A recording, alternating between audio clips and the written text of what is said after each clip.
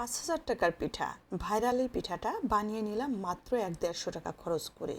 স্বাদে গন্ধে অতুলনীয়। পিঠা তো কত রকমেরই আমরা বানাই খাই। এই পিঠাটা একবার বানিয়ে একটু খেয়ে দেখবেন প্লিজ, আপনাদের অনুরোধ করলাম।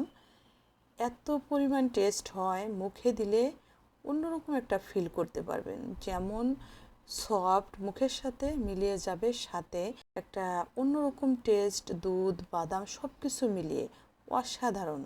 অবশ্যই ট্রাই করবেন। চলুন তাহলে দেখা যাক কিভাবে কি করলাম।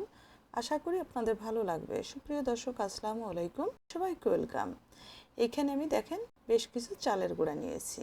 আর এখানে না দুই ধরনের চালের গুঁড়া নিয়েছি, শুকনা চালের গুঁড়া এবং ভিজা চালের গুঁড়া, অর্থাৎ কিনা চালের গুঁড়াটাও নিয়েছি এবং হাতে ভাঙানো চালের গুঁড়াটাও নিয়েছি।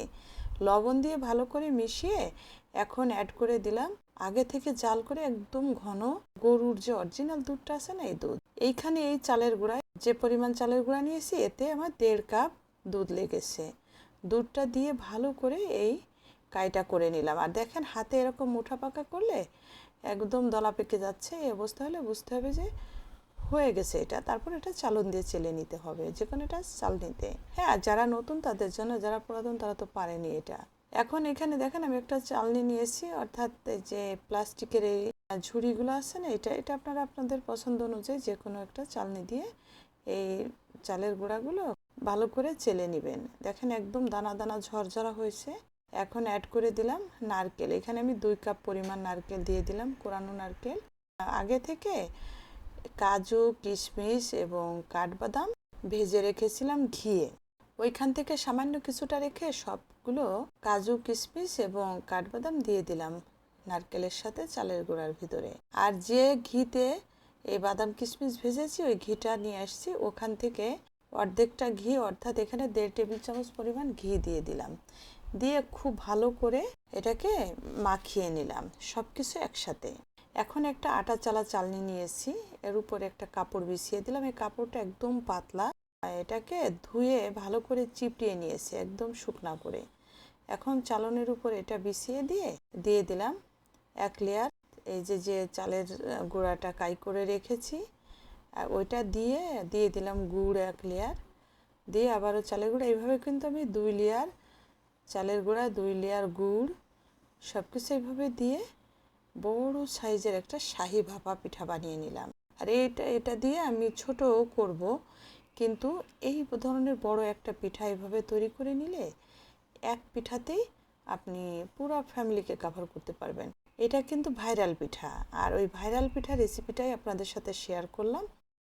আর এই পিঠাটার দাম আপনার কিনতে গেলে কম পক্ষে 5 থেকে 6,000 টাকা লাগবে।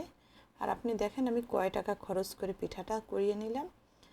আর যে ঘিটা রেখেছিলাম উপরে, সেই ঘিটা দিয়ে আর কিছুটা কাজু কিশমিশ রেখেছিলাম রোস্টেড করা, সেটা উপরে এইভাবে দিয়ে ঘিটা ছড়িয়ে দিয়ে সামান্য কিছু চালের গুঁড়ো উপরে দিয়ে দিলাম, দিয়ে হাত দিয়ে একটু চেপে চেপে বসিয়ে দিলাম। আর পুরো পিঠাটা আলতোভাবে চেপে চেপে পিঠাটা বসাতে হবে, বেশি চাপলে কিন্তু সিদ্ধ হতে সময় লাগবে। হ্যাঁ, এখন একটা রাইস কুকারের স্ট্যান্ডার নিয়েছি, ওইটার ভিতরে পিঠাকে ঢেলে নিলাম চালন থেকে। আস্তে আলতোভাবে চালনটা তুলে ফেলে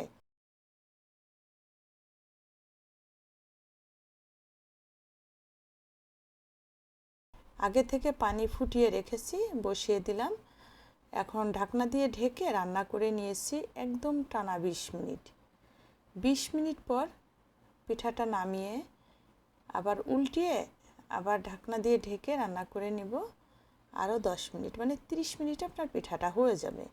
আর এদিকে দেখেন আমি এরকম সাইজ করে আর বেশ কয়েকটা পিঠা বানিয়েছি, এটা পাশের চুলায় ভাপ দিয়ে নিয়েছি। কিন্তু আমার কাছে মনে হয় যে বড় একটা পিঠা এভাবে বানালে না সময় কম লাগবে, আর একবারে বানিয়ে বসিয়ে দেবেন। আর এই পিঠাটা কিন্তু আপনি 6-7 জনে অনায়াসে খেতে পারবেন। আমি ভিডিও লাস্টে দেখিয়ে দিব যে কতগুলো পিঠা হয়েছে, এবং এখান থেকে কিন্তু কয়েক পিস পিঠা খাওয়া হয়ে গেছে। তারপরেও কিন্তু এক বল পিঠা রয়ে গেছে। তাহলে আমাদের এত কষ্ট করা দরকার আছে ছোট ছোট করে পিঠা বানানো? আমি ভাপা পিঠা যখনই করি আমি বড় সাইজের পিঠাই করি, যাতে পরিবারের সবাই মিলে এই এক পিঠাতে আমাদের হয়ে যায়। দেখেন একটা পিঠা আমি কেটে আপনাদের একটু দেখিয়ে দিলাম, মানে কলিজা ঠান্ডা করার মতো ভাপা পিঠা। আপনারা তো অনেক রকমের ভাপা পিঠা করে খান, এই পিঠাটা আমারই রেসিপিটা একটু করে খাবেন, হ্যাঁ, এবং ফ্যামিলিকে করে খাবেন। সবাই খেয়ে কিন্তু আপনার প্রশংসা আপনাকে ভাসিয়ে দিবে, আর নিজেই মুগ্ধ হয়ে যাবেন যে এত টেস্ট হয় কিভাবে। যার জন্য শেয়ার করে রেখে দিবেন আপনার টাইমলাইনে। যারা নতুন আছেন আমার পেজটা ফলো করবেন, ইউটিউব থেকে দেখছেন চ্যানেলটা সাবস্ক্রাইব করবেন, আর একটা লাইক দিতে ভুলবেন না, কমেন্টস করে জানাবেন কেমন হলো আমার পিঠাটা। সবাই ভালো থাকবেন, সাথে থাকবেন, সবাইকে অসংখ্য অসংখ্য ধন্যবাদ সাথে থেকে দেখার জন্য। আল্লাহ হাফেজ।